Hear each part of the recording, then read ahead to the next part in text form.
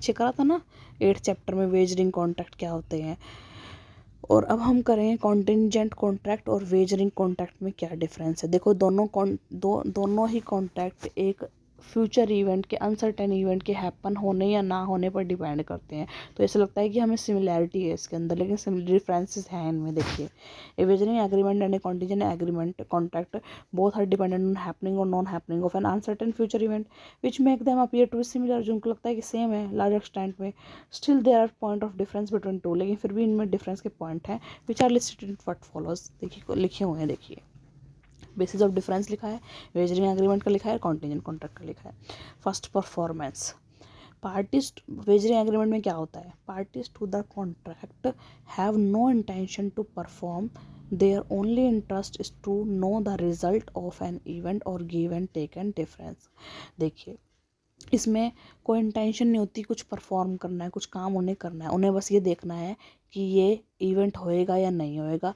होएगा तो उन्हें पैसे देने पड़ेंगे, नहीं होएगा जो भी शर्त लगी है, इतना शर्त होता है वेजरिंग इवेंट, ऐसे रेन होएगी या नहीं होएगी, बस यही करना है। कुछ परफॉर्म तो नहीं करना उन्हें कि भाई रेन होएगी तो मैं तेरे को ये दूँ, मतलब कि मैं अनाज दूँगा, या ऐसा कुछ नहीं है ना।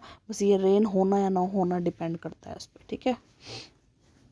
कॉन्टिजेंट कॉन्ट्रैक्ट में क्या होता है, parties to contract perform what they promise, उन्होंने परफॉर्म करते हैं, वो परफॉर्म करते हैं जो प्रॉमिस किया है। कि जैसे कि मेरा ये केस जो चल रहा है, अगर ये पूरा हो गया, केस में जीत गया, तो तेरे को घर दूंगा, मतलब घर बेच दूंगा, तब कॉन्ट्रैक्ट। तो परफॉर्मेंस बेस्ड होता है।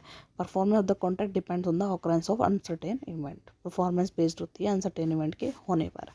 विन और lose, one party is a winner and the other is a loser, इसमें होता है देयर इज अ गेन और for one and loss for another. यही होता है बस। अगर रेन हुई, एक जिसने हुई लगाई उसको प्रॉफिट हो जाएगा, जिसने नहीं हुई लगाई थी उसके लिए लॉस होएगा।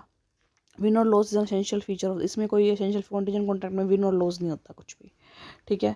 लीगलिटी देखिए, it is only an agreement and is void by law. ये सिर्फ एग्रीमेंट है और इसको जो लॉ वॉइड करता है, क्योंकि वैलिड कॉन्ट्रैक्ट के कोई इसमें एसेंशियल फीचर नहीं होते। इज़ अ वैलिड कॉन्ट्रैक्ट, लेकिन कॉन्टिजेंट कॉन्ट्रैक्ट है वो एक वैलिड कॉन्ट्रैक्ट है।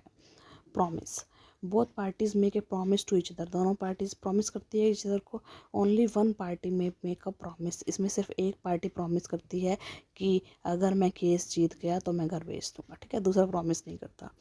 Nature, agreement is essentially contingent contract, जो एग्रीमेंट है जो दोनों के बीच में वेजर एग्रीमेंट है ना, ये कॉन्टिजेंट कॉन्ट्रैक्ट है एक तरह से, क्योंकि हैपनिंग और नॉन हैपनिंग पर डिपेंड करता है। Contract is not essentially wager, contract क्या होता है, वेजर नहीं हो सकता, ठीक है, वेजर नहीं है। Interest, parties have no interest in the subject matter except winning और लूजिंग द वेजर। पार्टीज के बीच में कोई इंटरेस्ट नहीं है इसमें, इन सब्जेक्ट के बेस पे, कि विनिंग और लूजिंग द वेजर, बस इसके रिगार्डिंग, बस और कोई इंटरेस्ट नहीं है पार्टीज़ का, बस विन करना है या लूज़ करना है, यही इंटरेस्ट है। लेकिन इसमें parties have more interest in happening और non happening of an event. इसमें सिर्फ, इसमें क्योंकि परफॉर्मेंस भी होएगी, तो इसलिए नॉन हैपनिंग और हैपनिंग इवेंट के अलावा भी बहुत चीज़ें हैं जिसके ऊपर उनका इंटरेस्ट होगा।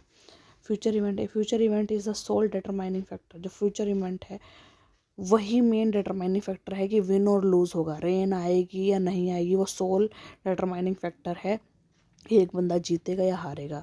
ए future event is only A collateral, इसमें सिर्फ फ्यूचर इवेंट सिर्फ कोलेट्रल है, क्योंकि वो फ्यूचर इवेंट होने के बाद ही वो कॉन्ट्रैक्ट आगे बढ़ेगा, इसलिए वो सिर्फ एक कोलेट्रल